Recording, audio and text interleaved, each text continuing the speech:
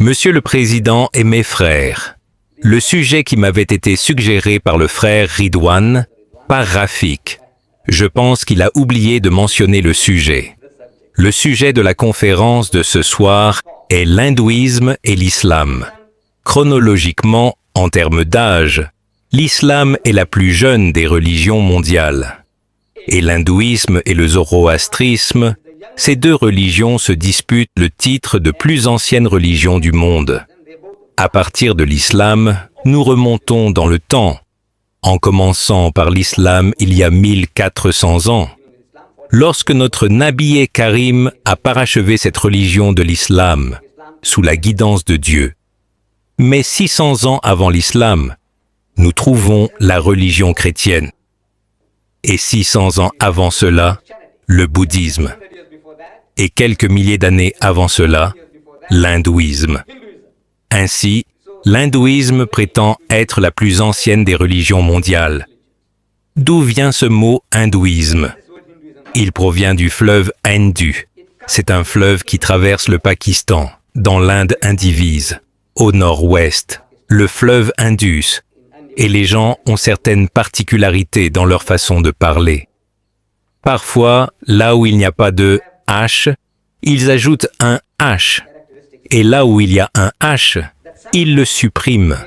Par exemple, en décrivant la situation à la mairie, je disais à nos gens, vous savez, il y a un groupe de personnes parmi nous, des Indiens, nos propres gens, qui ajoutent un H dans Ambilo. Ils disent Umbilo et ils le suppriment dans Hillary. Ils disent Hillary. La même chose se produit avec le fleuve Indus. Les gens disent Indus. Il n'y avait pas de H. Ils ont ajouté Indus. Les gens vivant autour de la vallée de l'Indus. Hindou. Le territoire.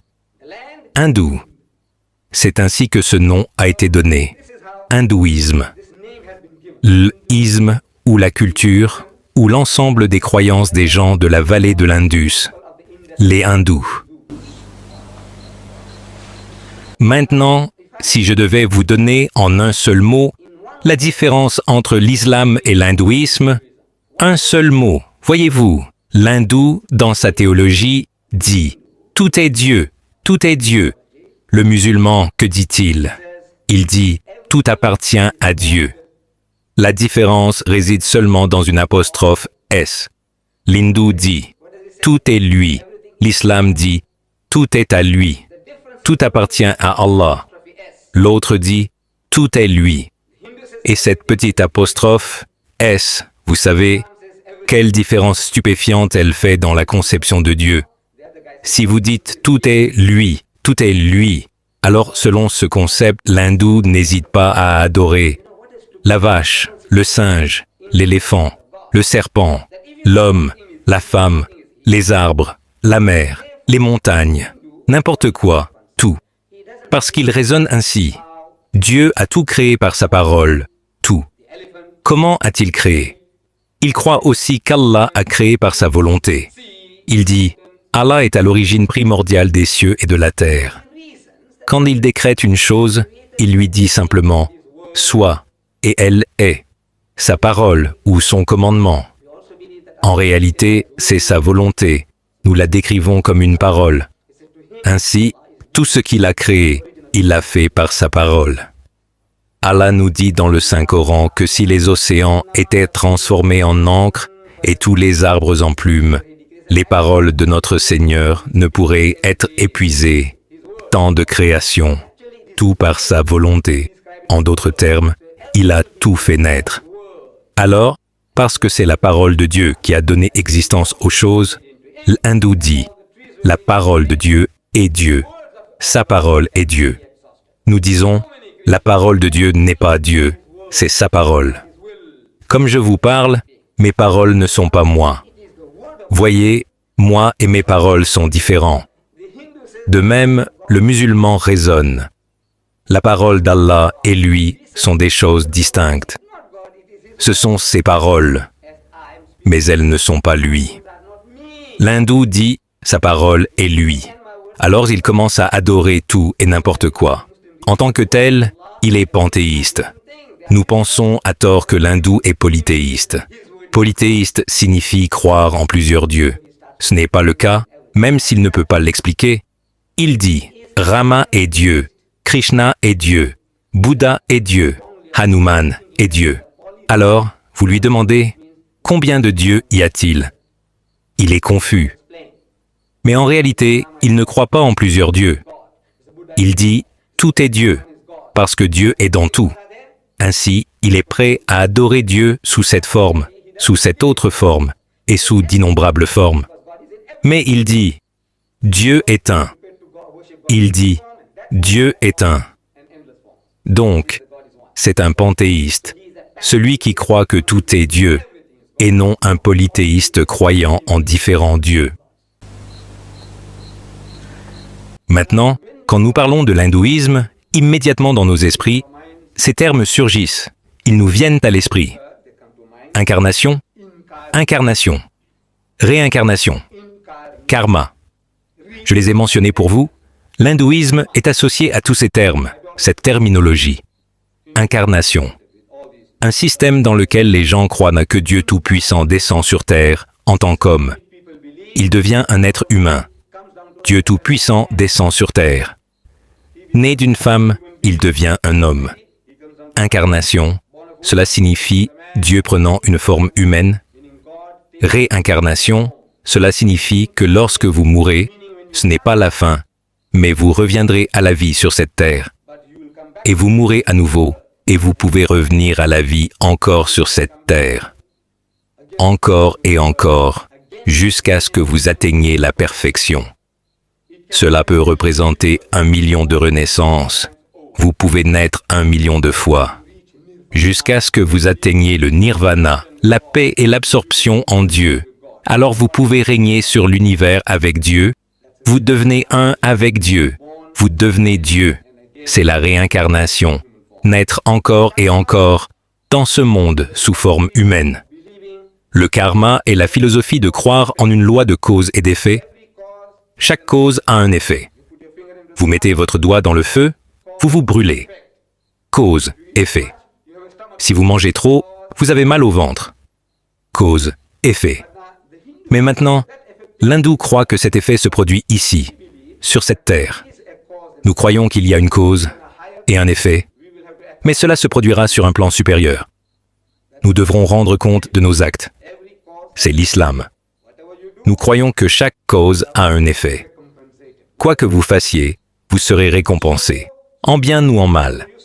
Comme vous semez, ainsi vous récolterez. Ce que vous semez, vous en récolterez les fruits, bons ou mauvais. Mais cela ne se produit pas nécessairement sur cette terre.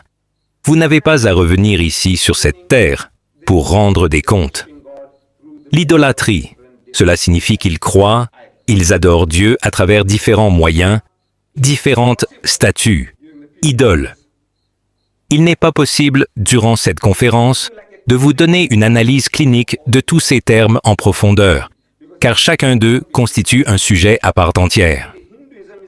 En réalité, l'hindouisme est une chose si vaste qu'elle nécessite une série de conférences, pas une seule, pour vous donner en un bref résumé ce qu'est l'hindouisme. Mais pour les besoins de cette discussion ce soir, nous serons forcés de vous donner un aperçu général de ces choses que je viens de mentionner. Et en passant, vous pourrez toutes les voir, Inch'Allah. Maintenant, alors que nous sommes réunis ici, d'après ce que je peux voir, nous sommes tous des musulmans indiens. Je ne sais pas s'il y a un arabe parmi vous. Y en a-t-il?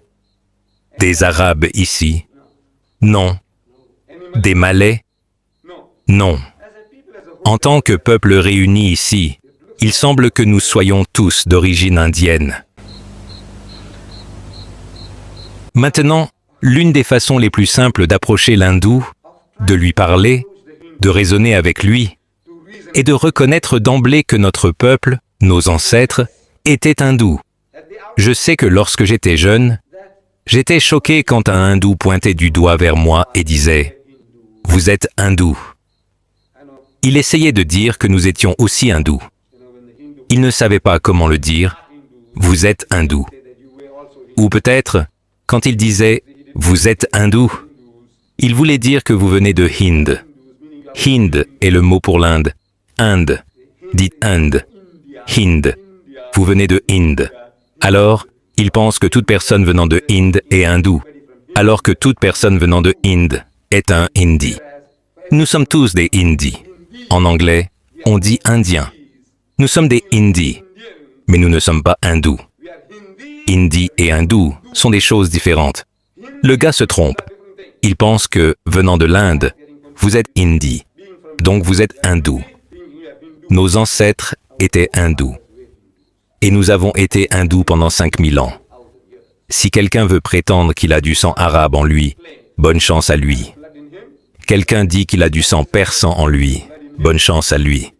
Quelqu'un dit que nous avons du sang turc en nous, bonne chance. Mais, venant de l'Inde, tous nos ancêtres étaient hindous. Une fois que vous l'admettez, vous voyez, cela facilite l'écoute de l'hindou.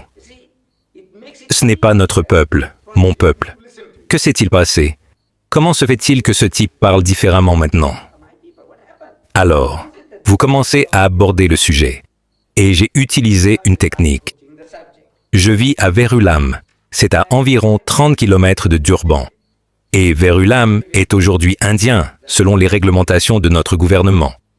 La majorité des gens sont indiens, alors ils en ont fait une ville indienne.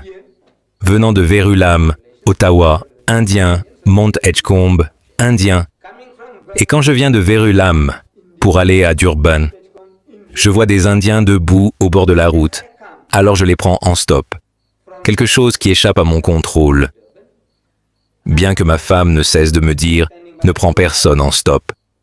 Parce que nous avons lu des choses, vous savez, ce qui arrive quand les gens prennent des autostoppeurs, ils se font agresser, les voitures s'habillent sont volées et on ne retrouve plus leur mari. Mais d'une certaine manière, je sens que l'Indien qui se tient au bord de la route n'attend pas pour vous frapper sur la tête. L'Indien, l'homme blanc, malheureusement, nous devons le dire encore et encore, il agresse celui qui lui rend service. L'homme le plus dangereux en Afrique du Sud, c'est l'homme blanc, pas l'Indien, pas le métis, pas l'Africain. S'il veut vous frapper la tête, il viendra vous chercher, il vous trouvera et fera son travail. Mais il ne se tiendra pas au bord de la route en attendant un trajet pour faire ça. Donc, je suis poussé par une sorte de contrainte, une contrainte intérieure. Je vois un Indien, je veux continuer, mais je ne peux pas m'en empêcher. J'arrête la voiture, il monte. Maintenant, une fois que ce type est dans la voiture, je dois lui parler. Je veux qu'il paye pour le trajet, pas avec de l'argent, mais nous devons faire un travail. Alors immédiatement, je commence. Je dis, à quelle église appartenez-vous? Et si vous posez cette question, c'est une question innocente. Personne ne se sent offensé par une telle question. À quelle église appartenez-vous? Alors, soit il dit un nom d'église, soit il pourrait dire « je suis hindou ». S'il dit qu'il est chrétien, c'est un type de client. Parfois, je prends un blanc en stop, et je sais qu'il est chrétien. Je dis « à quelle église appartenez-vous » Il me donne un nom. Je dis « vous savez, il y a 3 types d'Indiens en Afrique du Sud ?» Et le type est choqué. Il y a 3 types d'Indiens en Afrique du Sud. Il ne le sait pas. Pour lui, tous les Indiens sont pareils. Vous pouvez voir nos teints. Je sais qu'il y a différentes nuances de gris, mais globalement, il y a un discours sur nous tous qui dit « Indien, Indien, Indien, Indien ». Non, le mien est clair, un autre est un peu plus foncé et un autre encore plus foncé.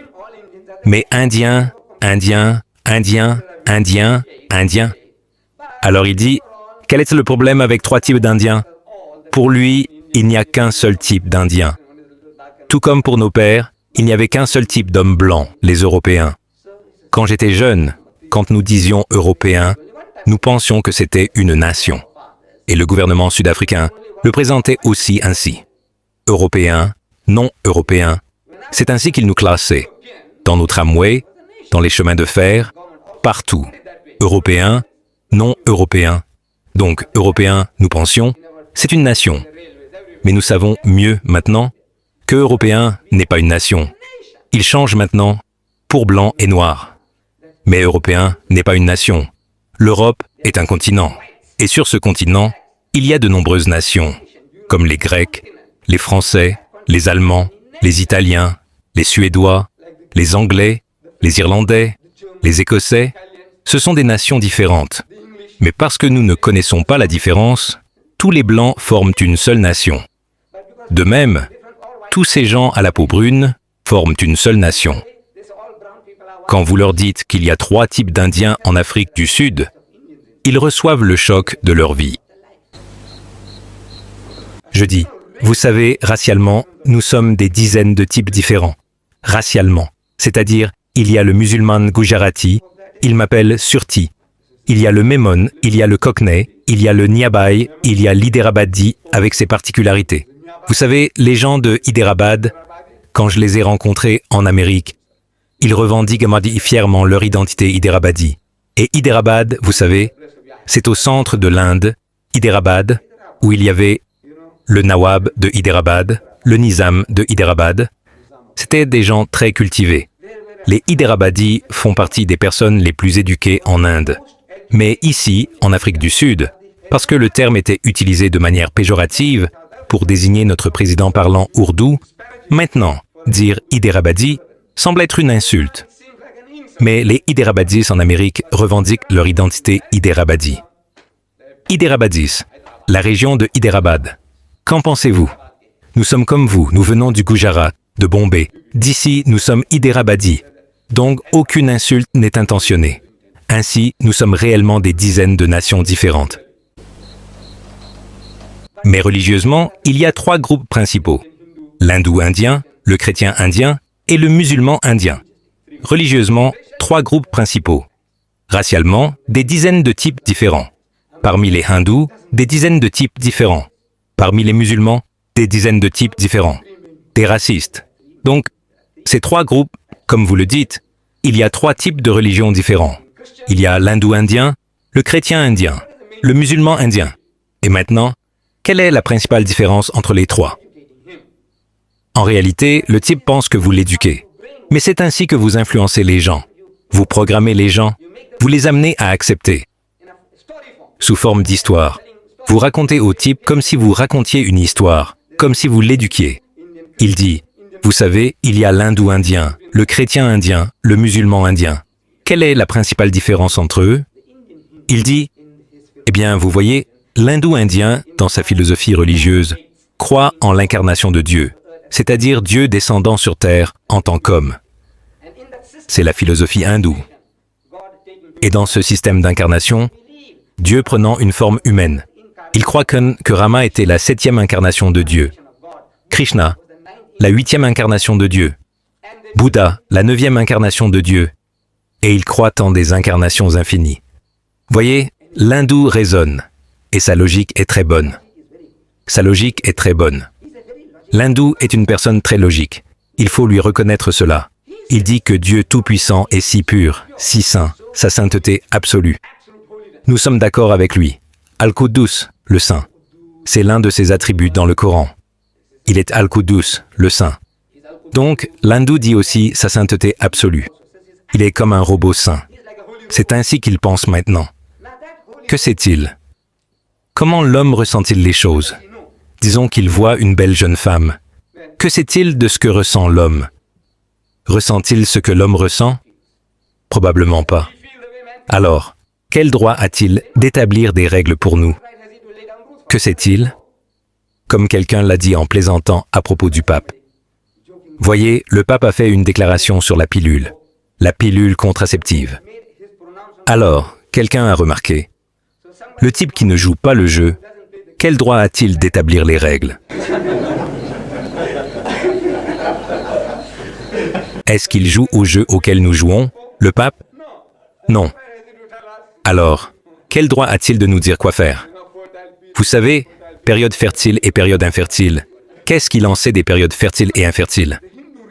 De la même manière, l'hindou raisonne. Il dit, écoutez, est-ce que Dieu joue au jeu auquel nous jouons? Mais croyez-moi, quel droit a-t-il de nous dire, tu ne convoiteras pas la femme de ton prochain? Que sait-il de ce qu'est convoité? Pour être qualifié, il devrait descendre sur terre en tant qu'homme. il naît comme n'importe quel autre enfant humain. Et en grandissant, quelqu'un se moque de sa mère en l'absence de son père. Et vous savez combien il souffre, ce qu'il ressent. En grandissant, quelqu'un se moque de sa sœur. Maintenant, il sait ce qu'il ressent. Maintenant, il est marié. Quelqu'un veut séduire sa femme. Maintenant, il sait ce qu'il ressent. Donc, il est qualifié. Maintenant, il est qualifié pour vous dire « Tu ne commettras pas d'adultère » parce qu'il sait ce qu'est l'adultère. Tu ne convoiteras pas la femme de ton prochain parce que maintenant, il sait ce que signifie convoiter. Il est qualifié, voilà l'idée hindoue, pour justifier l'incarnation, Dieu devenant homme. Le chrétien, lui, dit que avant Jésus, Dieu ne s'est pas incarné.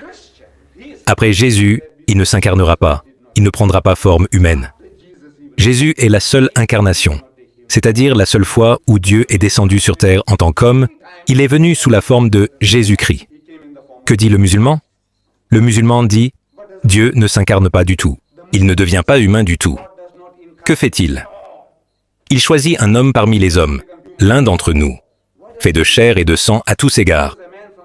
Mais cette personne est si finement accordée, elle est si sincère envers Dieu, que tout ce que Dieu Tout-Puissant lui ordonne à un niveau spirituel supérieur, ce qu'on appelle la révélation, les ondes électromagnétiques du monde spirituel, cette personne entend ces signaux, ces messages, et elle nous les transmet à notre niveau humain, sous forme d'ondes sonores. Ne commets pas d'adultère, ne convoite pas la femme de ton prochain, ne vole pas, ne tue pas. Vous voyez, à notre niveau humain, nous pouvons comprendre de quoi il parle. Une telle personne, nous disons qu'elle est un prophète de Dieu. Il est le porte-parole de Dieu. Il parle avec les paroles de Dieu, mais il n'est pas Dieu. Ainsi, l'hindou croit en de nombreuses incarnations. Le chrétien croit en une seule incarnation. Le musulman ne croit en aucune incarnation.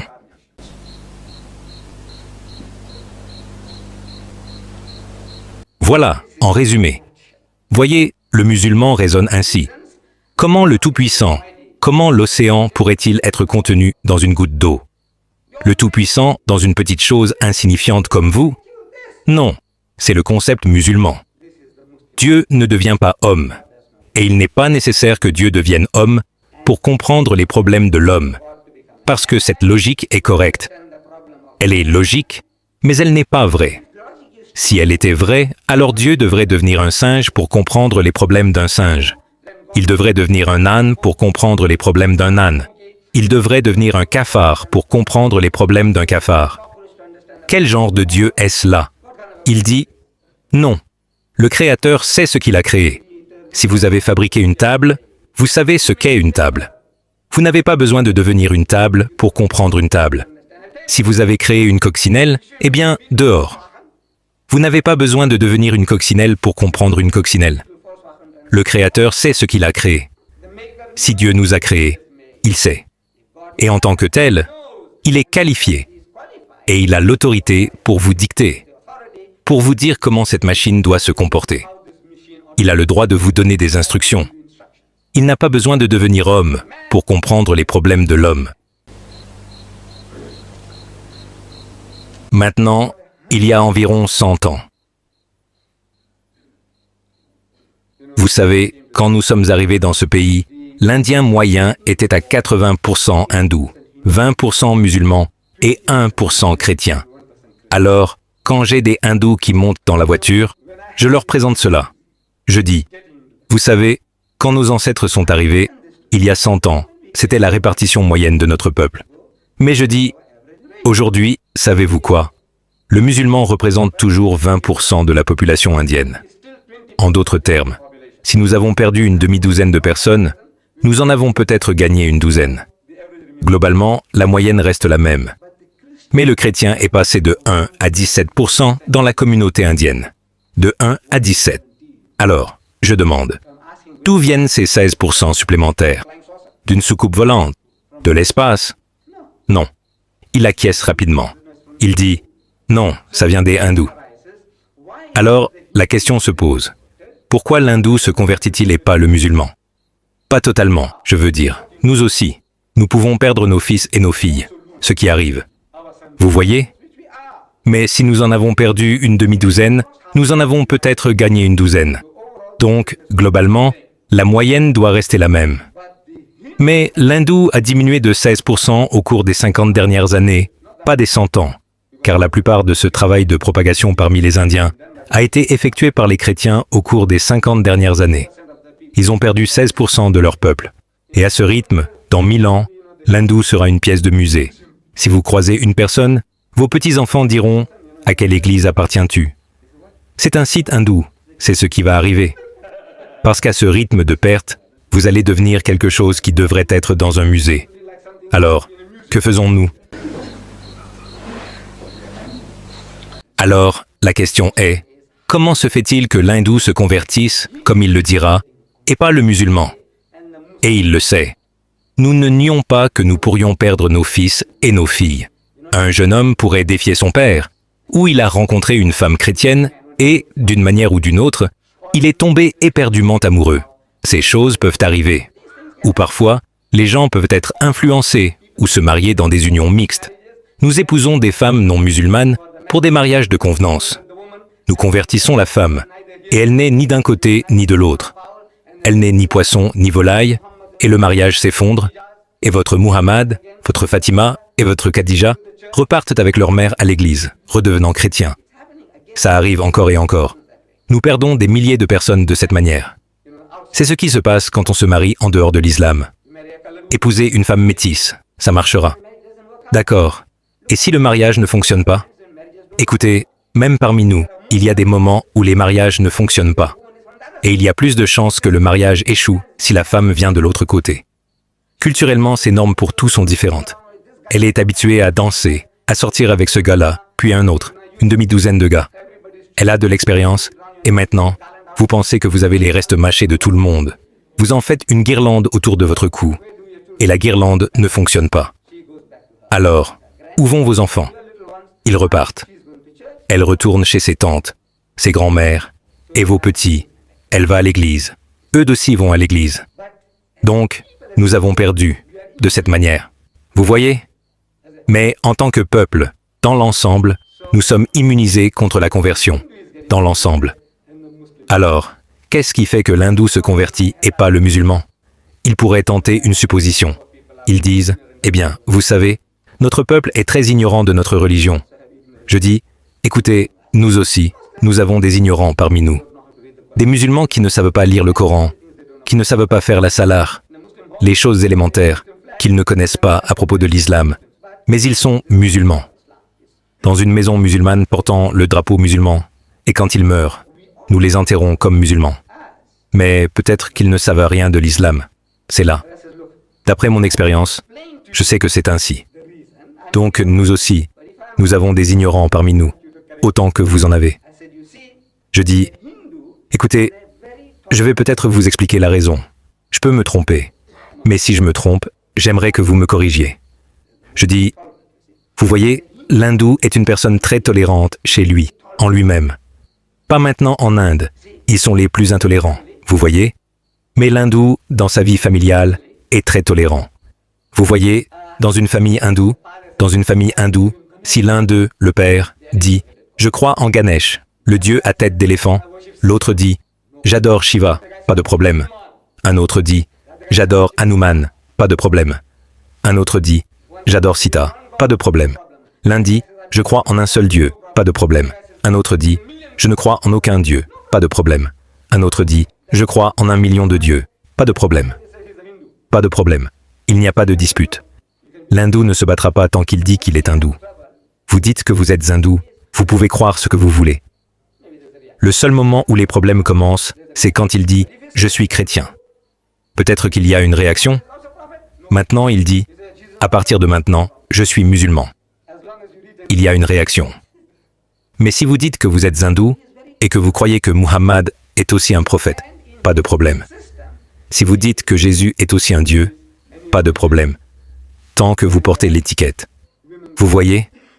Donc, il est très tolérant à cet égard. Et dans son système, croyances, toutes sortes d'adorations, dieux humains, déesses, dieux animaux, n'importe quoi, tout. Donc, une fois qu'il est habitué à adorer un type de dieu humain, il n'est pas difficile pour lui de passer d'un dieu humain à un autre. Il est déjà habitué à adorer un dieu humain. Et ces dieux humains, si vous les regardez, ces dieux humains, par exemple, voici Shiva, il est bleu. Regardez, voici Hanuman, il est bleu. Voici Rama en arrière-plan, bleu. Voici Krishna. Il semble violacé ici, mais il est bleu dans les images religieuses. Alors, qu'est-ce que c'est? Vous voyez, Rama est bleu, Krishna est bleu, et le bleu est une couleur disgracieuse sur le corps d'un homme. Notre frère ici porte une veste bleue. Rien de mal à cela. Votre femme, une robe bleue. Rien de mal à cela. Vous portez un pantalon en dénime bleu. Rien de mal à cela. Une chemise bleue. Rien de mal à cela. Mais sur le corps d'un homme, quand un homme devient bleu, vous le transportez d'urgence à l'hôpital. Le manque d'oxygène provoque cela. Danger. Alors, pourquoi donnerait-il une couleur aussi peu naturelle aux dieux? Vous voyez, bleu, ce mot bleu est magnifique. Il a tant de significations. Bleu. Nous parlons du ciel bleu, de la mer bleue. La couleur, c'est la couleur. Ciel bleu, mer bleue. Ensuite, vous trouvez un type qui parle beaucoup de religion. Et il y a un barrage policier là-bas. Il l'arrête et il trouve des films bleus dans sa voiture. Bleu signifiait la couleur bleue. Maintenant, bleu signifie des films, les films bleus. Ensuite, il parle de l'anglais de sang bleu. Vous savez ce que cela signifie? Cela veut dire de sang pur. Donc, bleu représente maintenant la pureté. Bleu signifie saleté. Maintenant, bleu signifie pureté. Puis, quand je prends un type en stop, il met sa main dans ma poche, alors je l'attrape par la main et il devient bleu de visage. Vous savez ce que cela signifie? Il a eu peur. Il faut dire qu'il est devenu bleu de visage. Ou bien un type fait une promesse. Il dit « J'aimerais te revoir ». Et mon compagnon me demande « Ce type, tu sais, ce jour-là où tu l'as pris en stop, est-ce qu'il t'a revu ?» Eh bien, des gars comme ça, mec, tu les vois une fois tous les 36 du mois, ce qui signifie de temps en temps. Vous voyez? Donc, le bleu a tellement de significations contradictoires. Bleu signifie saleté, bleu signifie propre, bleu signifie froid, bleu signifie de temps en temps, bleu signifie un ciel magnifique. Tout, n'importe quoi. Un dieu bleu comparé à un dieu bleu, maintenant il vous présente un dieu blond. Christ, cheveux blonds, yeux bleus, très harmonieux, comme un anglais ou un allemand. Type nordique, pas avec un nez crochu, vous savez, comme un juif. Non, non, non. Parce que si vous voyez une image comme ça de Jésus-Christ, tout le monde dirait « Shiloh, Shiloh ». Alors, ils lui donnent un nez droit, vous voyez, comme un anglais, un suédois, un norvégien ou un danois, pas comme un juif. Et nous souffrons tous d'un complexe d'infériorité, nous tous. Que nous soyons musulmans ou indiens. Nous venons de l'Inde. Cet homme blanc nous a dominés pendant 150 ans. Une poignée d'entre eux, ils nous ont fait vivre un enfer là-bas. Ils nous ont réduits en esclavage pendant 150 ans. Et ici, dans ce pays, une poignée de blancs, 4 millions de blancs, domine 20 millions de noirs en ce moment. Et nous ne pouvons rien y faire. Vous savez ce que vous ressentez? 20 millions de noirs. Et vous ne pouvez rien faire. Tout est bien sous contrôle. Donc, nous sommes tous. Alors, cet homme blanc entre dans votre maison. Il prend votre petit frère ou votre petite sœur sur ses genoux, ou votre fille, ou votre fils, et lui tapote la tête. Comment vous sentez-vous? Adorant ce Dieu humain et cet autre Dieu humain, pour lui, Dieu est entré dans sa maison. Il est tout Dieu. Et puis le type les terrifie, il dit « Vous irez en enfer. Il y a une solution facile pour vous. Croyez au Seigneur Jésus-Christ, et vous serez sauvés. Sinon, toutes vos bonnes actions sont comme des chiffons sales. Vous irez tous en enfer. » Alors, le pauvre gars se convertit. Mais ce qui est étonnant, c'est que l'hindou est comme, nous disons en Gujarati, Allah ni garib gui est la vache d'Allah, libre pour tous. Comme notre Nabi Karim sallallahu alayhi a dit, comme la connaissance, il dit, c'est un chameau errant du désert. Où que vous le trouviez, prenez-le. Cet hindou est aussi prêt à être pris. Mais le musulman ne vend pas, il ne parle pas, il ne veut pas de ce type. C'est général. Nous sommes racistes, je vous le dis. Le musulman indien, il n'est pas meilleur que l'hindou de caste, l'hindou raciste. Nous regardons cela de haut. Nous sommes terrifiés par ce qu'il nous fait en Inde, l'hindou de caste. Nous sommes formidables. Nous pleurons. Nous sommes tellement esclavagés en Inde que le nombre d'émeutes qui ont lieu, en moyenne 2 émeutes par jour contre notre peuple. Et nous ne pouvons même pas pleurer. Vous le savez? Nous sommes 120 millions de musulmans en Inde. Mais vous ne pouvez même pas pleurer pendant qu'on vous frappe. C'est à quel point nous sommes devenus démoralisés. Le fait est que le musulman n'est vraiment pas intéressé par la conversion. La seule fois où il veut convertir, c'est un madrasi prékaran, notre tamil telugu prékaran, nos cousins hindoustanis. Vous savez quand? Quand nos filles s'enfuient avec eux. Déjà enfuies. Peut-être qu'ils sont enregistrés, peut-être qu'elle porte son bébé. Maintenant, elle veut votre bénédiction. Elle dit, fais-la marier. C'est la seule fois où vous êtes intéressé à convertir le type. Sinon, en réalité, nous les repoussons. Parce qu'en tant que jeune homme, je me souviens encore des aînés qui parlaient, un frère madrasi arrive, et en gros, il dit qu'il s'intéresse à l'islam. Et j'ai écouté nos aînés parler, leur dire, tu sais, on va te couper.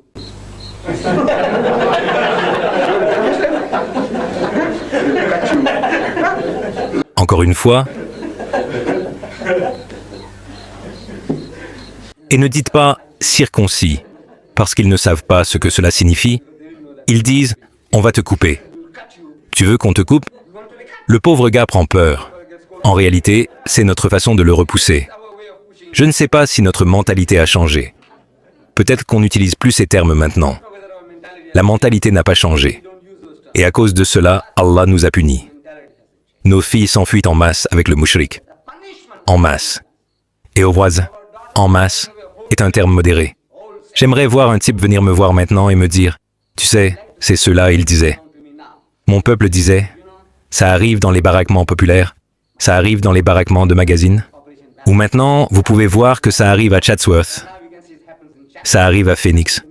Mon peuple, vous savez, nous sommes les Gujarati Boras, nous sommes des Koturians. Tu es Koturian, je te montrerai ta fille. Tu dis que tu es Kulwadi, je te montrerai ta fille. Tu dis que tu es Mnabaya, je te montrerai ta fille. Tu dis que tu es Karname, je te montrerai ta fille. Il n'y a pas un seul gars qui puisse dire que sa communauté est immunisée contre ce feu, que nous ne sommes pas touchés. N'importe qui es-tu? Qu'es-tu? Et ma fille n'est pas ta fille. Tu n'as aucun sentiment pour... Supposons que j'ai perdu ma fille. Non, tu n'as aucun sentiment. Ça ne te fait pas mal. Quel genre de porcs êtes-vous donc? Je veux savoir, tu n'as aucun sentiment pour mon enfant. C'est très triste à dire, mais le musulman n'est pas intéressé par la conversion. Les gens parlent du fait que vous ne faites pas de travail de dawa. Je dis, laissez-les continuer. Mais la communauté n'est pas intéressée. Ils s'intéressent à vous. Un musulman s'intéresse à vous. Ils veulent convertir pour convertir. Vous voyez? Alors, pourquoi ne portes-tu pas de barbe? Hein? Toi? Tu as une belle barbe, Rafik. Pourquoi ne mets-tu pas un panneau bien visible? Cet autre frère que j'ai vu a une belle barbe, mais il a rasé sa moustache. Alors, je lui ai dit, vous savez, notre Nabi Karim, que la paix soit sur lui, a dit qu'il faut tailler la moustache, pas la raser. Occupé à discuter de ça. Salam ou pas de salam. Salam ou pas de salam. On doit lever les mains pour prier ou prier comme ceci. Que ce soit dit à voix haute ou en silence. Occupé, vous savez, à nous critiquer les uns les autres. À la moindre petite provocation, à la moindre différence, nous voulons nous entretuer. Mais l'océan dans lequel nous sommes absorbés. Nos filles s'enfuient. Nous sommes tous malades. Et maintenant, les chrétiens aussi font des percées. Personne ne s'y intéresse. Personne n'en parle. Comme si le problème n'existait pas. Parce que ça nous fait mal d'y penser, d'en parler. Mais maintenant, ô hindou, je vous le dis, wallah, le type est tellement réceptif. Vous lui expliquez les choses et quand j'arrive à Durban, vous voyez, le type dit « Tonton, je n'ai jamais entendu quelque chose comme ça de toute ma vie. Vous savez, l'histoire des gens. » Je dis « Écoute mec, nous étions un seul peuple. Et la preuve. » Je dis « Tu vois, je suis un musulman gujarati. Je parle gujarati. Mes ancêtres étaient des hindous bagnards. Rien dont il faut avoir honte. Nous devrions être fiers du fait qu'Allah, barakat Allah, a permis à nos ancêtres de voir la lumière et qu'ils ont été libérés de toute la fange dans laquelle nous étions. Alors, je dis, je suis un musulman gujarati. Mes ancêtres étaient hindous. Tu vois, le Banya et moi, une seule nation. Nous nous ressemblons. Nous parlons la même langue. La même langue. Nous mangeons les mêmes puris, patas et bajas que le banya. Et nous avons les mêmes graines de soja. Le patel musulman, c'est un patel banya. Banya signifie hindou. Patel musulman, patel banya. Desai musulman, desai banya. Boula musulman, boula banya. Bawa et boula, musulman. Et boula, dans un sens, hindou. Parak, parak musulman, parak hindou. Chaque nom de famille que vous trouvez chez les hindous, vous le trouvez chez les musulmans. Qu'est-ce que cela signifie? Cela signifie qu'à une époque, nous étions tous hindous. Pourquoi en avoir honte? Il faut être heureux qu'Allah Bari Ta'ala ait donné à nos ancêtres le courage de la conviction de changer. Et comment cela s'est-il passé? Une autre histoire. Vous voyez, parfois, vous commencez une autre histoire. Je dis, tu sais, je viens de la côte ouest de l'Inde. Au-dessus de Bombay, il y a un petit port appelé Surat. Il y a une rivière Tafti qui traverse la ville. Une petite rivière. Et des bateaux à voile viennent à Surat. Ils vont et viennent comme ils le faisaient depuis des centaines d'années. Des commerçants arabes. Ils apportaient leurs dattes pour faire du troc. Contre notre tissu de mousseline, notre curcuma, notre tamarin. Et quand l'heure de la prière arrivait, l'un d'eux lançait l'adhan. Vous savez, l'appel à la prière musulmane. Vous l'avez peut-être entendu un jour. Le type commence à crier, là, au bord de la rivière, je parle d'il y a quelques centaines d'années, Allahu Akbar, Allahu Akbar. Donc Allah est le plus grand, Allah est le plus grand. En réalité, j'éduque, Allah est le plus grand, Allah est le plus grand. Je témoigne qu'il n'y a aucun autre objet d'adoration qu'Allah. Il répète 2 fois. Je témoigne que Muhammad est le messager d'Allah. Il répète 2 fois. Nous sommes avertis. Muhammad est seulement un messager. Il n'est pas Dieu. Il n'est pas le Fils de Dieu. Ne faites pas l'erreur que d'autres ont faite. Ils ont transformé les prophètes en Dieu. Ils ont transformé les héros en Dieu. Ne faites pas cela. 5 fois par jour, nous sommes avertis. Et alhamdulillah, ce message a perduré. Personne n'a dit que Muhammad sallallahu alayhi est Dieu. Personne ne dit cela. Qu'il est Allah. Qu'il est Dieu tout-puissant. Personne ne dit cela. Ou qu'il est le Fils de Dieu. Personne ne dit cela. 5 fois par jour, on nous le rappelle. Ensuite, si vous croyez en ces 2 fondamentaux, qu'il n'y a qu'un seul Dieu et que Muhammad est son messager, alors quel est le message? Il continue. Celui qui lance l'appel. C'est le vrai succès. Que vous vous rappeliez vos devoirs et obligations envers votre Créateur et vos devoirs et obligations envers vos semblables. Si vous voulez réussir, il n'y a pas d'autre voie. En disant Allahu Akbar, qu'Allah est toujours le plus grand. Allah est toujours le plus grand. Que vous veniez ou non, vous ne le diminuerez pas dans son exaltation, dans sa majesté, dans sa gloire. Il reste suprême. Et les derniers mots d'avertissement qu'il donne, La ilaha illallah, qu'il n'y a aucun autre objet d'adoration qu'Allah. En d'autres termes, vous pouvez continuer à adorer vos dieux humains, vos déesses, vos dieux de l'argent, mais rappelez-vous ceci, que le seul qui mérite d'être adoré, c'est lui. C'est l'hymne national des musulmans, où qu'ils vivent. Mais maintenant, au bord de la rivière, à Surat, mes ancêtres ont entendu quelqu'un crier dans le désert. À quoi cela ressemblait-il? Ça ressemble à, si vous ne connaissez pas les mots, c'est comme « Ô Seigneur ». Il allonge le son pour que la voix porte loin. Mais pour le non-croyant, le non-musulman qui n'a pas entendu les mots, quel est le nom? Un homme qui crie. Quelque chose ne va pas. Alors, je dis, maintenant mes ancêtres ont voulu enquêter. Quelqu'un est en difficulté. Et quand ils sont arrivés là-bas, vous savez, s'ils étaient 100, un gars prend la tête et 99 suivent. S'ils étaient une demi-douzaine, un gars prend la tête et 5 suivent. Donc, ils sont là. Debout, en haut, en bas, regardant de ce côté, regardant de l'autre, levant les mains, et ils terminent la prière, remerciant le Tout-Puissant pour ses nombreuses grâces, et priant Allah, disant « Barit Allah, rends-nous prospères dans nos affaires, et quand nous réussirons, quand nous rentrerons chez nous, nous voulons retrouver notre famille saine et sauve. » C'est de cela qu'il s'agit. Et quand ils ont fini, ils trouvent les clients qui attendent. Alors, mes ancêtres hindous, vous savez, nous, les Banyas, nous sommes des gens très intelligents, très malins, vous le savez. Regardez les affaires, qui les détient toutes? Les industries, qui les détient toutes? Les musulmans banya. Qui sont les musulmans? Qui a quoi? Qui a tout? Qui est le fou? Voyez, parmi les hindous, le banya. Parmi les musulmans banya. Admettez-le, admettez-le. Qu'Allah a donné aux musulmans banya quelque chose en plus avec ses mathématiques, qu'il peut très très facilement calculer comment faire des profits. Les autres gars ne le savent pas aussi bien.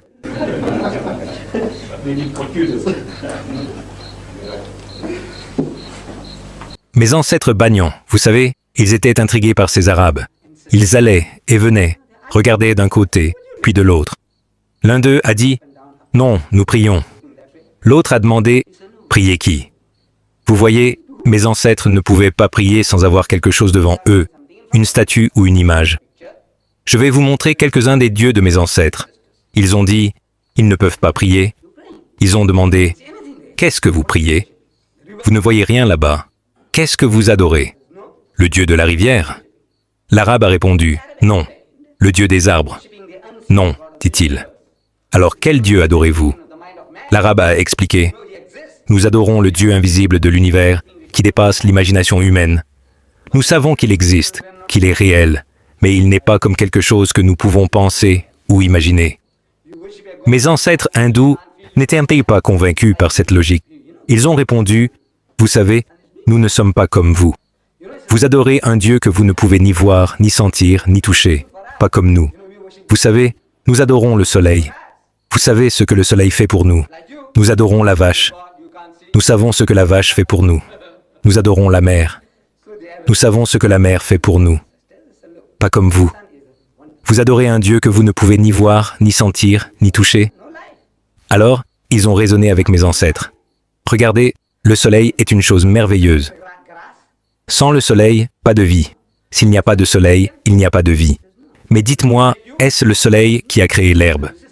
Non, répondit-il. Est-ce le soleil qui a créé le poulet? Non.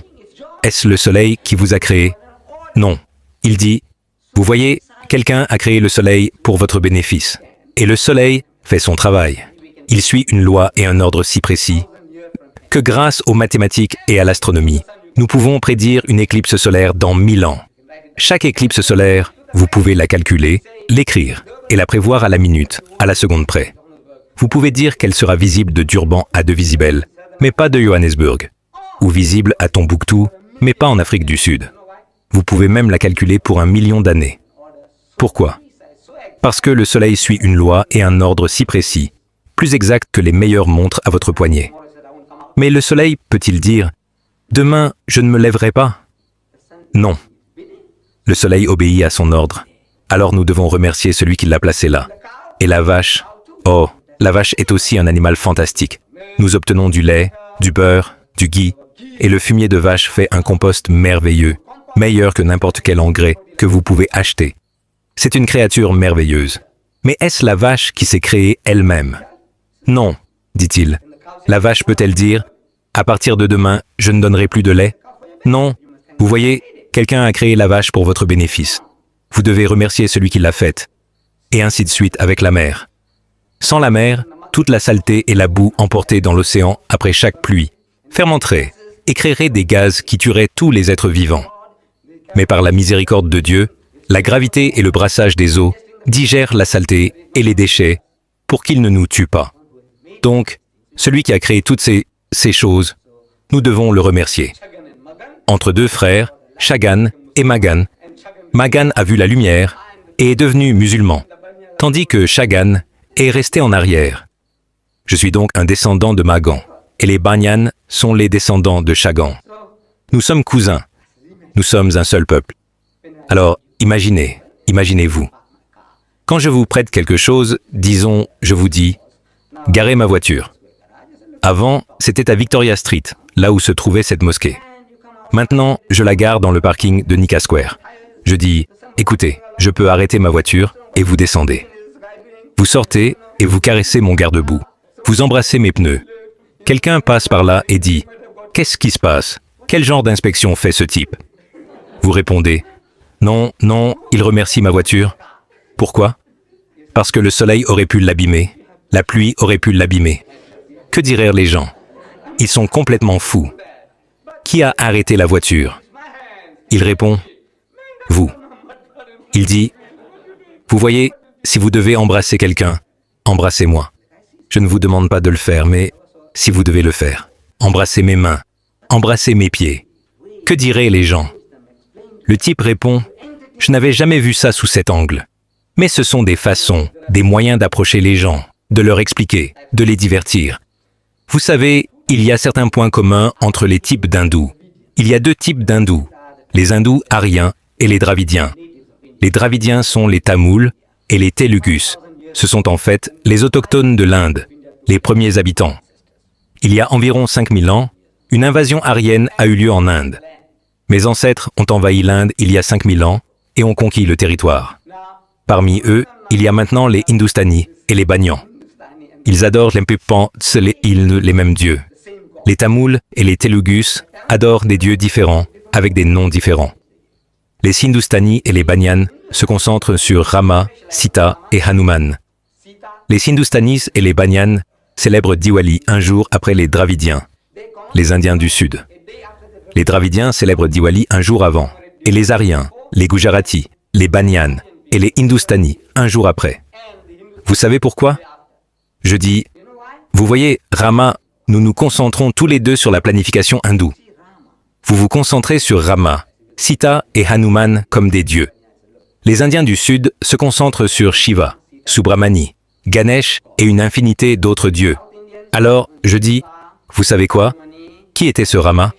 Selon le Ramayana, l'épopée hindoue de Rama, Rama était un prince d'Ayodhya, un royaume du centre de l'Inde. Sa belle-mère avait quelques fils, et un jour, elle fit quelque chose de très gentil pour le vieil homme, peut-être un bon massage. Le vieil homme était ravi, heureux. Vous ne savez pas ce qu'on ressent quand on est vieux et qu'on reçoit un bon massage, n'est-ce pas? Alors, le vieil homme tout excité dit « Ma chérie, que veux-tu? Demande-moi et je te le donnerai. » Il est tellement heureux. Elle répond « Tout ce que je veux ?» Il dit « Oui, tout ce que tu veux. » Il pense à des diamants, de l'or, des bijoux, ou peut-être un village ou une ville comme cadeau. « Que veux-tu? Demande et je te le donnerai. » Elle répond « Non, pas maintenant. Quand le moment viendra, je te le demanderai. » Des années plus tard, quand le moment est venu pour Rama de devenir prince héritier, ce qui signifie qu'en l'absence du roi, il deviendrait roi, et que la position de son propre fils serait compromise, elle rappelle au vieil homme « Tu te souviens, une fois, tu m'as dit que tu étais prêt à me donner n'importe quoi. » Il répond « Oui. » « Es-tu toujours prêt à tenir ta parole ?» Il dit « Bien sûr, je suis un homme de parole. » Elle dit « Écoute, je veux que tu exiles Rama, que tu le chasses du royaume pendant 14 ans. » Pendant ce temps, elle sait que ses enfants seront au pouvoir. 14 ans, expulse-le. Il répond « D'accord, mais qu'est-ce que tu me demandes là? Tu me demandes des diamants, de l'or, des bijoux, un village, une ville. Je suis prêt à te les donner. Des terres, que veux-tu? Qu'est-ce qui t'a pris de demander ça? » Il dit « Si tu ne veux pas, tu ne le fais pas. Mais tu as dit n'importe quoi. » Elle répond « Oui, mais... » Il dit « Si tu ne veux pas, tu ne le fais pas. Mais tu as dit n'importe quoi. » Alors, le vieil homme s'est retrouvé coincé avec sa femme. Il appelle Rama et lui dit « Écoute, mon fils, entre moi et ta mère, voici le problème. Je lui ai promis n'importe quoi, et maintenant, elle me tient comme ça, et elle veut que je t'exile. » Rama, en gentleman, répond « Écoute, papa, je ne veux pas que tu compromettes ta promesse. Si c'est ainsi, je suis prêt à partir, volontairement. » Alors, Rama, Sita et Lakshman, le frère de Rama, partent dans la nature. Dans la nature sauvage, le roi de Ceylan, Ravana. Voici Ravana. Il voit la belle ville maritime. Ravana est un homme à la peau plus foncée. Parce que, voyez-vous, l'équateur passe au-dessus des Singalais, des Sri Lankais, depuis des millions d'années. Ils sont mieux bâtis que les gens du centre de l'Inde. Nous, les gens du Nord, le soleil nous frappe en biais. Et ces gens à la peau foncée, le soleil les brûle tout le temps. Donc, ce Ravana de Ceylan, à la peau foncée, voit cette belle fille indienne. Comme une fille Maharaj, comme une fille Singh, comme l'une de mes filles, vous voyez, cette belle chose. Et il était pris. Il veut la conquérir. Mais il ne peut pas aller saisir la femme de quelqu'un quand il est un tireur d'élite. Rama était un tireur d'élite. Alors, Il demande à son frère, c'est l'histoire que j'ai lue dans le Ramayana, le livre hindou appelé Ramayana, l'épopée de Rama. Donc, Ravana demande à son frère, par la magie, par le mesmérisme, l'hypnotisme, de se transformer en cerf, en biche, et il passe devant Rama et Sita. Et quand Sita le voit, elle est fascinée. Elle veut ce cerf. Elle dit à son mari. Le mari est partant. Il dit, je vais te le chercher. Alors il commence à poursuivre le cerf. Et il court après le cerf. Et quand il a une occasion, quand il est hors de vue, il tire. Et la chose tombe au sol. Alors, il s'approche du cerf. En s'approchant, il se métamorphose en homme. Maintenant, il réalise que quelqu'un lui joue un tour. Si quelqu'un joue un tour, il doit y avoir un motif. La vie de Sita doit être en danger. Alors, il se précipite vers Sita, et Sita a disparu. Elle a été enlevée par ce type. Ravana. Pauvre Rama. Que peut-il faire? Alors, il va trouver Hanuman, le dieu singe. Ce gentleman ici, le dieu singe. Il va voir Hanuman, le dieu singe, et lui dit « Écoute, mec, mon père m'a chassé du royaume, et quelqu'un a volé ma femme. Ne veux-tu pas m'aider ?» Et Hanuman est un gentleman. Il est aussi un gentleman. Il dit « Écoute, mec, je vais t'aider, bien sûr. Mais on ne peut pas applaudir d'une seule main. Il faut applaudir avec deux. » Alors, il dit « Écoute, tu m'aides, et je t'aide. Qu'est-ce que tu veux que je fasse? Viens, viens avec moi, suis-moi. » Il dit « Écoute, moi et mon frère, nous sommes jumeaux. » Qui dit ça? Hanuman, le dieu singe. Il dit à Rama « Moi et mon frère, nous sommes jumeaux. Et mon frère a pris mon royaume. Alors, je veux que tu m'aides à récupérer mon royaume, et je t'aiderai à récupérer ta femme. D'accord? C'est très juste, alors viens. » Donc, ils vont au pays de Hanuman. Là, au pays de Hanuman, il dit « Écoute, je vais commencer un combat avec mon frère. Un duel à mort. Les grognements continuent. Le tigre chante, joue, joue. Le vrai duel à mort, c'est soit toi, soit moi. » Alors, il va faire une offre. Il dit « Écoute, frère, tu veux régler ça une fois pour toutes. Allons-y. » Et celui qui gagne prend le royaume. L'autre sait qu'il est plus fort que ce type. D'accord, si c'est comme ça que tu veux régler les choses, je suis partant. Mais entre-temps, il a dit à Rama, ce Hanuman dit à Rama, quand je vais me battre avec lui, tu lui tires dans le dos. Finis-le. Il dit, d'accord. Alors, ils commencent à se battre, et après 15 minutes, une demi-heure, ce type revient, à bout de souffle. Il dit, écoute, pourquoi n'as-tu pas tiré sur ce type? Il dit, si je vais pour le prochain round, je sais que je suis fini. Il dit, non mec, entre toi et ton frère, vous êtes tellement identiques. Si j'avais essayé de tirer sur l'autre, j'aurais pu te tirer dessus. Il dit, qu'est-ce qu'on fait? Si je vais pour le prochain round, je sais que je suis fini. Il dit, écoute, mets un mouchoir autour de ton cou. Comme ça, je saurai que c'est toi et que l'autre est l'autre. Il dit, d'accord.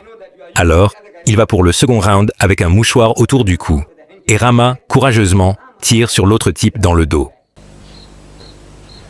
Ainsi, Hanuman récupère son royaume. Il prend sa troupe de singes et ils vont construire une chaussée. Vous voyez, ici, maintenant, je sais que c'est un peu loin pour vous. Ce sont tous des singes qui volent. Une chaussée est en construction. Voici Lanka. Voici la partie de l'Inde. Voici Rama. Voici son frère Lakshman. Voici Hanuman, le dieu singe. Voici Shiva, le dieu tout-puissant. Et voici mon Parvati. Mais ceci est la chaussée en construction entre l'Inde et Ceylan. Et il leur a fallu 12 ans, en jetant des rochers dans la mer. Des années plus tard, ils ont attaqué Sri Lanka. Et ils ont tué Ravana et ils ont ramené Sita. C'est Deepavali. De Sri Lanka à l'Inde, c'est le Tamil Nadu. Alors, ils commémorent Diwali, la fête des Lumières, heureux que leur Dieu ait pu récupérer sa femme. Hurrah! Hurrah!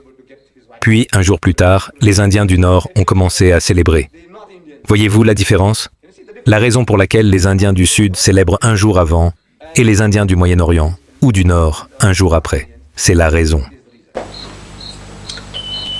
Ça semble très bien. Une belle histoire. Je leur raconte, et tout ce qu'ils savent, il n'y a rien de nouveau. Mais je dis, vous savez quoi? Ça soulève certaines questions dans mon esprit. Je dis, vous savez, Rama est un dieu? Il dit, oui. Mais je dis, vous savez, il ne savait pas que le cerf n'était pas un cerf. Il est Dieu. Mais il ne savait pas que le cerf n'était pas un cerf. quelqu'un le trompait. Il est Dieu, mais il ne le savait pas, le pauvre. C'est ce qu'on dirait, c'est ce que le singe a dit. Je dis, vous savez, Rama est un Dieu, mais il a besoin de l'aide d'un Dieu singe pour l'aider. Il est Dieu, mais il a besoin d'un Dieu singe pour le sortir de sa difficulté, au congrès. Je dis, écoutez, c'est un homme ordinaire. Et pourtant, vous savez, je dis, 12 ans, le pauvre a dû attendre pour récupérer sa femme. Vous voyez, Ravana, peut-être qu'il avait un hélicoptère ou un bateau. Il a emmené Sita comme ça, en un clin d'œil. Rama, ça lui a pris 12 ans pour construire une chaussée. Je dis, ne savait-il pas comment faire un radeau? Vous savez, ces gens dont nous parlons, ce sont mes gens. Il y a 5000 ans, il y avait une civilisation dans la vallée de l'Indus. Je suis allé à Mohenjo-Daro et Taxila, près de Rawalpindi.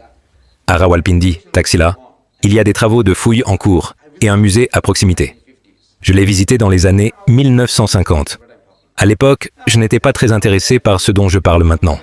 C'était juste, vous savez, en passant, pour pouvoir dire aux gens que j'avais visité Taxila. À partir de là, j'ai visité l'endroit. Et dans le musée, j'ai vu des bijoux en or aussi modernes que les bijoux d'aujourd'hui, fabriqués par mes ancêtres il y a 5000 ans. 3000 ans avant la naissance de Jésus, ils avaient un système d'égout à Taxila. Ils fabriquaient du tissu de mousseline. Ils avaient du tissu de mousseline que vous pouvez tenir dans la paume de votre main. Maintenant, cette nation, ils ne savaient pas que le bois mort flotte. Est-ce possible? Une nation si civilisée, ils fabriquaient des bijoux en or. Ils fabriquaient du tissu de mousseline. Mais ils ne savaient pas que le bois mort flotte. Comme vous le savez en anthropologie, l'étude de l'homme. Nous apprenons que l'humanité savait que le bois flottait bien avant d'inventer le feu. Vous savez, l'homme primitif, debout au bord de la rivière est en crue, et il voit des arbres emportés par le courant. Et d'une manière ou d'une autre, les arbres arrivent près de lui. Et il entre dans l'eau et monte sur l'arbre. Et il voit que ça supporte son poids. Vous savez, ça flotte. Et il saute, et c'est agréable. C'est une sensation plaisante. Il a découvert que le bois mort flotte bien avant de découvrir comment faire du feu. Et pourtant, Rama, pauvre homme, ne savait pas comment faire un radeau. Il aurait pu traverser, il n'aurait pas attendu 12 ans. Mais le diable, Ravana, ils disent que c'est un diable. Regardez, le diable l'a fait comme ça, en un instant. Incroyable. Dieu le pauvre, 12 ans. Et je dis, écoute, toi mon ami, si quelqu'un prend ta femme derrière la porte pendant 2 minutes, et si tu as le pouvoir de défoncer la porte, de démolir le mur, que ferais-tu? Il dit, je défoncerai tout. Si tu as le pouvoir, tu attends. Quelqu'un avec ta femme, ta mère, ta sœur, ta fille, hein? Tu attends 12 ans pour la sauver? Quel genre de Dieu es-tu? Que fait ce type avec sa femme? Pouvez-vous imaginer? Parce que, écoutez, si quelqu'un vole la femme de quelqu'un, il n'y a qu'une seule raison. Non, mon Dieu, peu importe l'âge du type, personne ne vole les femmes des autres. Oh, elle n'est pas volée. Tu es ma Sita. Tu es très belle. Tu es très gentille. Alors, le type voit à quel point la situation est ridicule. C'est tout. Vous voyez mes ancêtres, ils ont vu la lumière et ils se sont libérés. Ou nous avons une autre expérience. Vous voyez, l'expérience avec l'hindouisme est tellement vaste. Mais si vous cherchez, les opportunités sont là. Transmettez, transmettez. Quand vous transmettez, en réalité, vous le programmez. Vous le détournez de ce à quoi il s'accroche. Parce que son esprit vacille. Dieu, il ne peut pas protéger sa propre femme. Comme si quelqu'un mettait votre femme enceinte et qu'il disait « Oh Rama, aide-moi, oh Rama, aide-moi ». Comment le pauvre Rama pourrait-il vous aider alors qu'il n'a pas pu aider sa propre femme?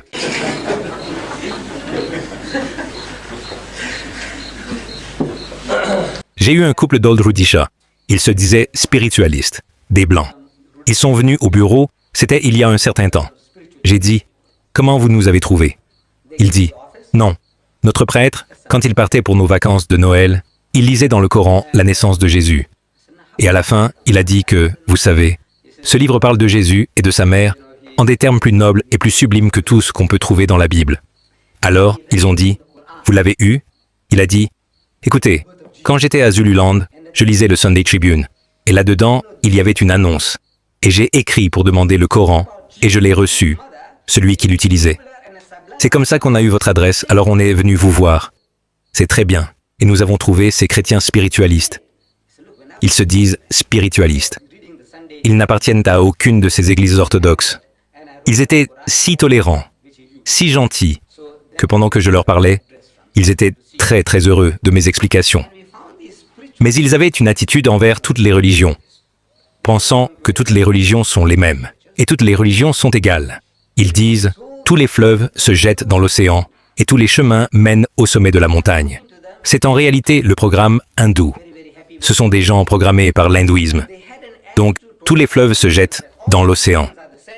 Vous savez, à ma manière anglaise, tous les chemins vous mènent au sommet, c'est-à-dire à Dieu.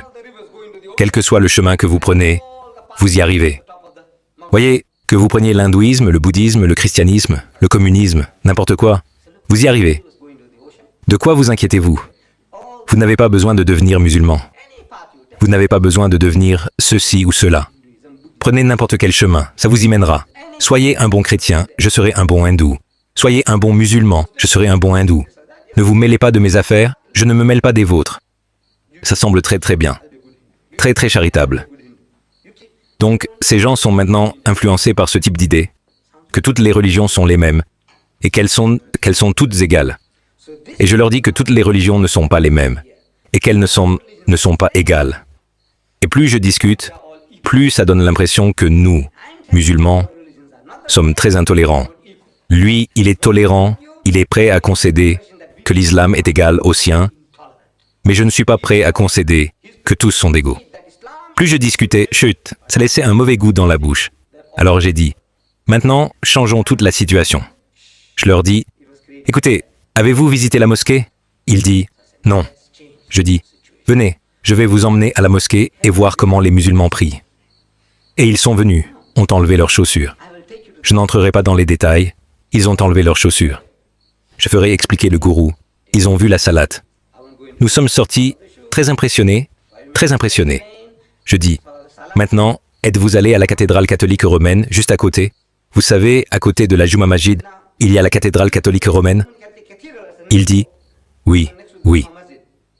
Alors, je dis, maintenant, vous savez, tous les musulmans, vous savez comment ils se comportent dans leur mosquée? Vous savez à quoi ça ressemble? Vous savez à quoi ressemble une cathédrale chrétienne? Avez-vous vu un temple hindou? Il dit, non. Je dis, venez, je vais vous y emmener. Alors, je les ai emmenés dans ma voiture à Omgeni Road, près de ce vieux cimetière. Maintenant, la gare principale, à quelques centaines de mètres de là, se trouve le plus grand temple d'Afrique du Sud, la plus grande mosquée de l'hémisphère sud à Durban, le plus grand temple d'Afrique du Sud à Durban. Durban est unique. Alors, je les ai emmenés au temple. Mais les Chinois ont un dicton. Une image vaut 10 000 mots. Alors, je vous parle de Hanuman, vous savez. Voici Hanuman, Ganesha. Je dis, regardez, voici Ganesha. Nous reviendrons à lui. Donc, une image vaut 10 000 mots. Laissez-moi les emmener au temple. Ils disent que notre Samban, que tout est pareil. Laissez-moi entendre. Qu'ils le découvrent par eux-mêmes. Alors, je les ai emmenés au temple. Nous avons aussi dû enlever nos chaussures. Nous les avons enlevées. Et nous sommes entrés dans la salle principale. Une salle comme celle-ci, à peu près de cette taille. Et au bout de la salle, il y avait 3 alcôves. Mais avant d'aller voir les choses, j'ai trouvé le responsable. Je dis, s'il vous plaît, ce sont des visiteurs de Rudisha, et ils aimeraient voir ce qui se passe. Je dis, non, non, expliquez-leur, que dans ma tête, je me dis, qu'ils l'entendent de la bouche même du cheval. Je dis, non, non, s'il vous plaît. Vous devez leur expliquer ce qui se passe, ce que vous avez ici. J'ai forcé le type. Il n'aimait pas ça. Alors, nous avons commencé. Du côté gauche, il y avait 3 alcôves. Côté gauche. Donc, dans cette pièce là-bas, nous voyons cette statue. C'est l'image, mais nous voyons une statue. Je dis, qui est-ce? Ils disent, c'est le Fils de Dieu. C'est le Fils de Dieu. Je dis, comment s'appelle-t-il? Il dit, son nom est Ganesha. Je dis, oh, dehors, il y avait quelque chose comme un taureau, noir, fait de pierre. Je dis, qu'est-ce que c'est? Il dit, ce Dieu veille sur cet autre Dieu, ange gardien. Il dit, comme un ange gardien. Vous riez. Ce sont les dieux de nos ancêtres. Respect. Il a un corps d'homme et une tête d'éléphant. Voyez-vous cela? Comment se fait-il qu'un être humain ait une tête d'éléphant? Alors, l'histoire raconte que, voyez-vous, c'est le Dieu tout-puissant des hindous. Nous y viendrons. Nous y viendrons tout de suite. C'est Shiva. Et voici sa femme Parvati. C'est Shiva et sa femme Parvati. Maintenant, Shiva est un dieu. Mais il a pensé à aller contempler Dieu. Alors, en demandant la permission à sa femme, Il dit, « Écoute, chérie, laisse-moi partir. Je veux contempler ce Dieu. » Mais il veut contempler Dieu. Alors il part dans la brousse. C'est la mythologie hindoue. Donc il part dans la brousse, dans la nature sauvage. Et pendant 12 ans, il est absent, à contempler Dieu. Et après 12 ans, il revient. Il rentre chez lui et il reconnaît sa maison. Et là, dehors, il y a un jeune garçon, 12 ans, le fils de Dieu. Son fils, il ne le savait pas. Voyez-vous, quand il est parti, il ne savait pas que sa femme était enceinte. Alors, quand il revient, il y a un jeune garçon de 12 ans qui l'attend là. « Vieil homme, où vas-tu » ? Vieil homme, après 12 ans, quand sa femme est seule, tout le monde dirait « Dégage, sale déchet ». C'est le fils d'un Dieu. Il ne se laisse pas facilement écarter. Rien à faire. Tu sais, je ne te laisserai pas passer. Parce que, tu sais, la vie de sa mère est en danger. Il a ce sentiment pour sa mère. Alors, non, je ne te laisserai pas passer. Alors, Shiva, il sort son épée et lui coupe la tête. Entre-temps, le corps tombe. Son fils, il ne savait pas que c'était son fils. Il lui coupe la tête. Alors Parvati sort et dit, « Oh, qu'as-tu fait? C'est mon fils. C'est mon fils. » Alors quoi? Il dit, « Oui, c'est ton fils. Qu'as-tu fait? » Il dit, « Trouve la tête, vite, ramène la tête. » Ce que Chris Barnard n'a pas pu faire, c'était de continuer à chercher la tête. Et vous savez, quand un Dieu frappe, il frappe fort. À travers les 7 mers. À travers les 7 mers. Il cherche la tête et il ne la trouve pas, pas. Et le corps devient froid. Alors il dit, « Écoute, mec, n'importe quelle tête fera l'affaire. Apporte une tête, mec, on la mettra. » Alors, il y avait un bébé, un éléphant qui paissait là, ils ont coupé la tête et l'ont mise. Chris Barnard n'aurait pas pu faire ça, j'en suis sûr. Chris Barnard, pauvre gars. Vous savez? Alors, il l'a fait. C'est comme ça qu'il a une tête d'éléphant. Donc, c'est le fils de Dieu, Shiva est le père, et c'est le fils. Il a une tête d'éléphant, c'est aussi transparent que ça. Ça doit dater d'il y a environ 4000 ans. Chris Barnard ne pourrait toujours pas le faire aujourd'hui. Maintenant, nous arrivons au centre. Le centre, l'objet principal, vous ne pouvez pas bien voir ici. Ici. Vous voyez ça là-bas? Ça vaut la peine de le visiter. Wallah, nous devons visiter ce temple. Vous savez pourquoi? Parce qu'alors, vous apprécierez ce que l'islam a fait pour vous. Sans l'islam, votre mère, votre sœur, votre femme et votre fille seraient en train de mettre des guirlandes sur ceci. Si l'islam n'a rien fait d'autre pour vous que de vous sauver de mettre des guirlandes sur ceci, je veux savoir ce que vous allez payer à l'islam pour cela, juste pour cela. Cette chose ici, c'est le Dieu Tout-Puissant. Une grosse chose comme ça, une grande colonne comme ça. Elle avait une couronne au sommet. Alors, je pose la question pour le bénéfice de mes visiteurs. Je dis, qu'est-ce que c'est? Il dit, c'est le Dieu Tout-Puissant. Je dis, comment s'appelle-t-il? Il dit, son nom est Shiva Lingam. Écoutez, je sais ce qu'est un lingam. Voyez-vous, en Gujarati, je ne sais pas combien d'entre vous parlent Gujarati. Mais le Gujarati est ma langue maternelle, et 40% de ma langue est du sanskrit. Et je sais, je suis né en Inde. Chut, les terminologies et tout, je connais. Alors, je pose la question à ce responsable pour le bénéfice des Rudishans. Je dis, qu'est-ce qu'un lingam? Alors, le type sourit. Je dis, s'il vous plaît, dites-nous, qu'est-ce qu'un lingam? Il commence à glousser. Blague à part, ce n'est pas une chose dont on plaisante. Le Dieu Tout-Puissant, et vous riez, vous souriez. Ce n'est pas quelque chose dont on plaisante. Je dis, s'il vous plaît, dites-nous qu'est-ce qu'un lingam? Il ne peut pas, il bégait. Il n'a pas pu le faire. Il a mis sa main sur sa bouche. Alors, j'ai dû le dire à sa place. Je dis, est-ce l'organe mâle de procréation? Il dit, oui. Je dis, vous voyez, si vous voulez voir ce mot, vous devez prendre le dictionnaire Oxford. L-I-N-G-A-M, lingam.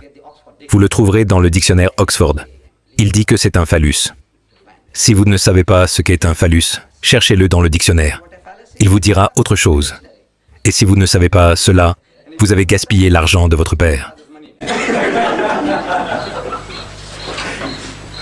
Alors, je dis, écoutez, dans quoi l'avez-vous mis? C'est dans quelque chose. Cette chose était recouverte d'un morceau de tissu. Non, je dis, écoutez, il n'a pas de tête. Je vous le dis, il n'a pas de tête. Il dit, non, il en a une. Mais je dis, écoutez, je ne vois pas de tête. et il avait une couronne au sommet. Alors il dit, il a une bouche aussi. Je dis, mais il n'a pas de tête. Il dit, il en a une. Je dis, d'accord, il en a une. Que puis-je faire? Je ne vois pas de tête. Il dit, il en a une. Dans quoi l'avez-vous mis? Il dit, c'est un piédestal. Je dis, oui, non, non. Comment l'appelez-vous? Ce piédestal, comment l'appelez-vous? Il dit, Yoni, I-O-N-I, Yoni. Vous devez chercher dans le dictionnaire Webster. L'Oxford ne l'a pas. Je ne sais pas pourquoi. Il vous dira ce que c'est. Alors, je dis, qu'est-ce que le yoni? Je dis, écoutez, blague à part, dites-nous, qu'est-ce que le yoni? Alors je dis, est-ce l'organe féminin de procréation?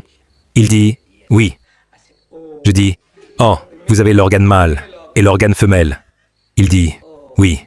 Je dis, oh, c'est le Dieu Tout-Puissant? Il dit, oui. Je dis, oh, ce sont les dieux de mes ancêtres. Vos ancêtres, vous devez le savoir. Alors, vous pourrez apprécier ce que l'islam a fait pour vous. Sinon, vous savez, nous sommes des ingrats, nous tous. Nous sommes ingrats. Priez 5 fois par jour. Vous pensez que cela suffit. Jeûnez pendant le ramadan. Vous pensez que cela suffit. Quoi? Ce que l'islam a fait pour vous, il vous a libéré de cela. L'adoration de l'université du Lingam. Qu'êtes-vous prêt à payer pour cela? Vous payez 1 million, ce n'est pas assez. Vous devez aller voir. Je disais à nos filles, par l'intermédiaire de notre ami Monsieur Dabu. Je disais, une conférence avec un verset de Durban. Durban West, quand il était jeune, je lui disais, écoute mec, toutes ces filles qui vivent avec vous là-bas, je suis prêt à vous offrir un bus gratuit. Je vous emmènerai au temple. Je vous emmènerai à la mosquée et je vous expliquerai ce qui se passe. Pour expliquer à nos filles ce pourquoi vous négociez. Quand Allah dit qu'il vous invite vers le feu de l'enfer, alors qu'Allah vous invite à son Jannah et à son Maghfira. Pourquoi abandonner cela pour aller en enfer? Laissez-les voir, une image vaut 10 000 mots. Pas au moment où elle s'enfuit. Alors il dit, non, tu sais, c'est un mouchrik. C'est la seule fois où vous dites qu'il est mouchrik. Alors elle dit, qu'est-ce que c'est, papa? Expliquez-lui. Qu'est-ce qu'un mouchrik? Alors ce n'est pas circoncis. Elle dit, quelle différence ça fait? Expliquez-lui à votre fille. Peut-être qu'elle porte son bébé maintenant. Est-ce le moment de parler? Montrez-leur ce que c'est. Voilà ce que c'est. L'islam vous a libéré. Où retournez-vous? Le suivant, encore un autre. Sugramani. Sud de l'Inde du Sud, 4 mains, 2 épouses. Vous allez plus loin. Un autre, encore un autre. Oh les dieux et les déesses, vous savez, de mes ancêtres. Zut, j'ai des photos ici. J'ai des photos ici. J'espère que les timides ne seront pas terrifiés ou horrifiés. Regardez ceci. Voici Kalima, une chaîne de crâne. Regardez ceci. Voici Kalima, notre déesse, la déesse de tous nos ancêtres. Voici Krishna, Gopalan Krishna. Gopalan Krishna, ça veut dire Krishna le vachère, le cow-boy Krishna. Voici la vache, il est vaché, et c'est son Dieu. Le même Dieu. Krishna Sahib, vous savez, vous trouvez des jeunes filles, les filles vachères. Vous savez, des filles qui s'occupent des vaches. Elles nagent dans l'eau. Une douzaine d'entre elles. Elles étaient complètement nues. Certaines avaient mis des saris autour d'elles. Mais elles étaient nues dans l'eau. Elles avaient laissé les saris dehors. Alors, Krishna les prend et les accroche aux arbres. Il décore les arbres avec les saris. C'est selon le Ramayana, la Bhagavad Gita. Alors, les pauvres, vous savez, les êtres humains, combien de temps pouvez-vous rester dans l'eau? Après 2 heures, vous avez froid, mec. L'eau devient inconfortable. Tout le plaisir s'en va maintenant. Alors, elles veulent maintenant sortir. Elles ne peuvent pas sortir. Elles sont nues. Alors, elles disent à Krishna, s'il te plaît, donne-nous nos saris. Il dit, non, sortez et je vous les donnerai. Alors, elles sortent, pauvres choses, avec leurs mains autour de leurs parties intimes. Il dit, non, enlevez vos mains et je vous les donnerai. Elles enlèvent leurs mains pour pouvoir récupérer leurs saris. Ce sont tous nos pères, nos dieux, les dieux de nos ancêtres. L'islam nous a libérés. Alors, maintenant, nous sommes allés voir. Ensuite, il y a 9 dieux planétaires, représentant les planètes. Vous devez aller visiter. Il y a une immense table, une table en pierre, sur laquelle il y a 9 planètes. Et si un mari est malade, alors la femme ira pendant 9 samedis consécutifs, avec du camphre allumé, en faisant le tour, offrant des noix de coco de la nourriture, de l'argent. Et dans 9 semaines, le mari ira mieux. Et le crédit va au Dieu. Je demande, combien de fois serez-vous malade pendant 9 semaines dans votre vie? Vous. Combien de semaines serez-vous malade dans votre vie? 9 semaines?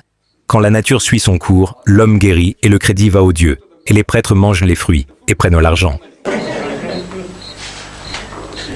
Alors, quand tout était fini, en sortant, en rattachant les lacets de chaussures encore une fois, je pose la question, je dis, maintenant, vous savez, ce que nous avons vu ici, soit c'est juste, soit quand Dieu a parlé à Moïse, comme nous le lisons dans la Bible, Dieu dit, tu n'auras pas d'autres images gravées devant moi, pas même la ressemblance des choses sur la terre, ou dans les cieux au-dessus, ou dans les eaux sous la mer, car mon nom est jaloux, et je suis un Dieu jaloux. Rien devant moi. Soit Moïse avait raison, soit ceci est juste. Je demande, qui a raison? Il dit, non, Moïse a raison.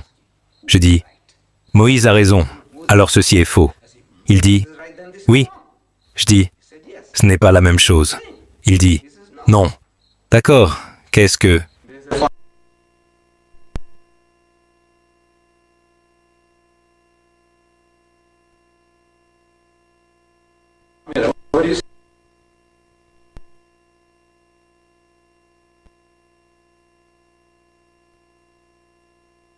Say that.